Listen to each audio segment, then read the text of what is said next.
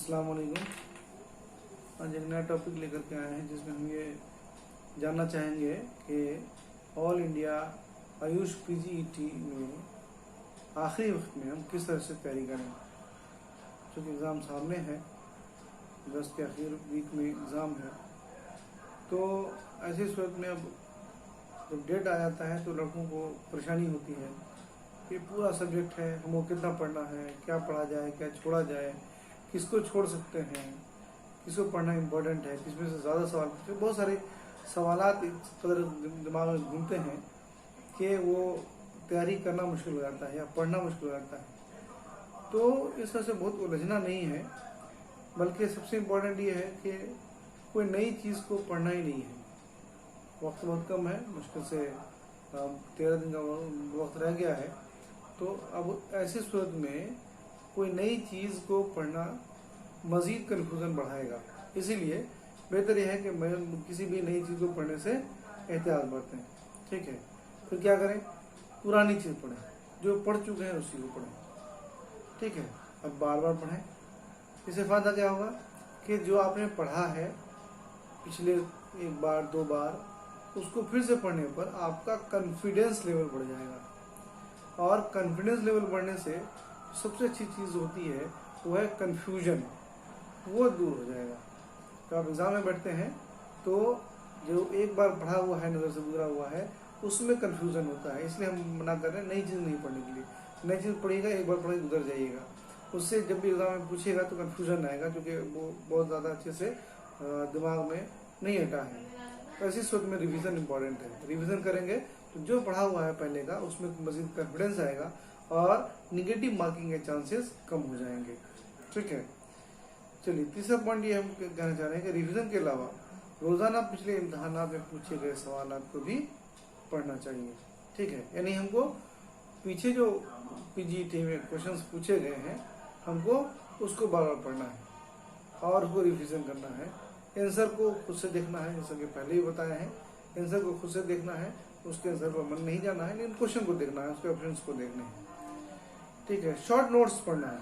अगर आपने शेषबाब पढ़ा है और उसका शॉर्ट नोट्स बनाया है, उसको पढ़ा है, उसका शॉर्ट नोट्स बनाया है, या फिर आपके पास अदविया का शॉर्ट नोट्स है तो जामिल अदविया के नाम से, या शेषबाब का शॉर्ट नोट्स है रहबर मजाद के नाम से, इस तरह का अगर आपके पास अवेलेबल है मटेरियल तो उसको पढ़ना है। आखिरी दिनों में कोशिश करना है कि वर्टिकल नेम याद किया जाए। उससे फ़ायदा क्या होगा कि वर्टिकल नेम अभी याद करेंगे तो वो रह जाएगा, जो आपने 6 महीने पहले याद किया होगा वो भूल जाएंगे। तो बेहतर है कि आखिरी वक्त में वर्टिकल नेम को याद किया जाए।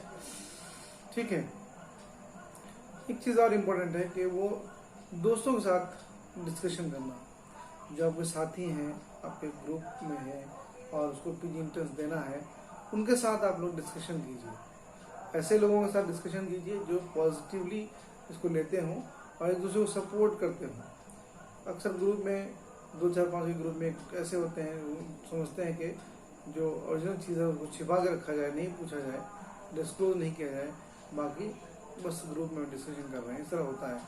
छिपाने वाले से कोई फ़ायदा नहीं है, ना उनको फ़ायदा होता है ना दूसरों को फ़ायदा होता है। इसलिए ट्रांसपेरेंट ग्रुप बनाइए, ऐसे लोग रहें जो ट्रांसपेरेंसी दिखाएं, और ट्रांसपेरेंसी से दोनों का फ़ायदा होगा।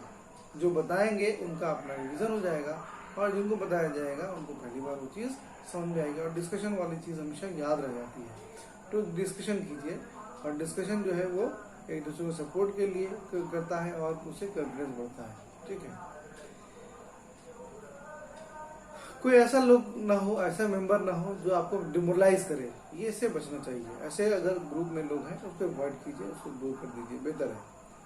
अभी चूँकि लास्ट वक्त है तो बेहतर है कि ज़्यादातर लोग कंप्यूटर जानते होंगे या कंप्यूटर बेस्ड एग्ज़ाम दिए हुए होंगे। ठीक है, लेकिन फिर भी प्रैक्टिस करना ज़रूरी है। जो पैटर्न अभी है, आपका पैटर्न है, वो आपके एप्लीकेशन से, आईडी से, पासवर्ड से वो नेट पे खुल जाएगा। वहाँ पर मॉक टेस्ट के लिए पेपर भी रहता है, उसको आपको देना है। वही पैटर्न एग्ज़ाम में पूछेगा या उसी पैटर्न पे एग्ज़ाम होगा, तो उसके लिए आपको लैपटॉप पे काम नहीं चलेगा, कंप्यूटर होना चाहिए, माउस होना चाहिए, ताकि आप बिल्कुल उसी सेटअप में बैठें जिस सेटअप में आपको एग्ज़ाम होना है। और कसरत घुमाना सीखें, उसको कंट्रोल करना सीखें, क्वेश्चन को आंसर करना सीखें, फिर उसको सेव करना सीखें। ये सब जो है इम्पोर्टेंट है, ये सब को प्रैक्टिस में रखिए। क्योंकि बहरहाल आपने कितना ही पढ़ लिया है, लेकिन अगर आपको कंप्यूटर का नॉलेज नहीं है तो आपका एग्जाम खराब हो सकता है। आपने 10 बनाया और 10 आप सेव नहीं किया, आगे निकल गए, फिर आपको ख्याल आया कि हमने सेव नहीं किया है, तो आप इतने प्रेशर में आ जाएंगे, आगे बनने वाला भी नहीं बनेगा। और पिछले एग्जाम में हमने इसका मुशाहिदा किया है, हमारे 2-3 स्टूडेंट जो अच्छे थे वो आकर के बताने लगे कि हमने किया तो था और हो सकता है कि रेंज में रहते, लेकिन हमने सेव ही नहीं किया, जब पता चला उस वक्त देर हो चुकी थी। तो दूसरा है कि एग्जाम में आदमी बैठते हैं, साथ में रहते हैं सपोर्ट के लिए, किसी भी तरह की दिक्कत हो उनको सपोर्ट मांगिए, वो आप ही के लिए है वहाँ पर।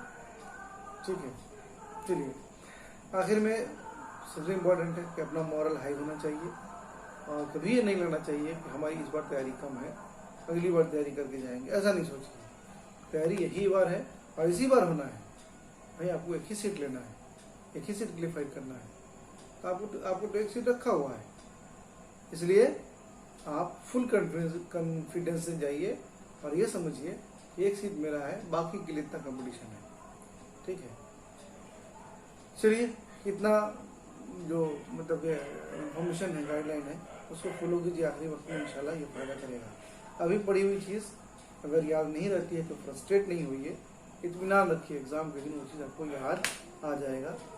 आप जो नए बच्चे हैं जो इस बार एग्ज़ाम देंगे, मैं उनको बहुत बहुत मुबारकबाद देता हूँ और दुआ देता हूँ, इंशाल्लाह वो कामयाब हों।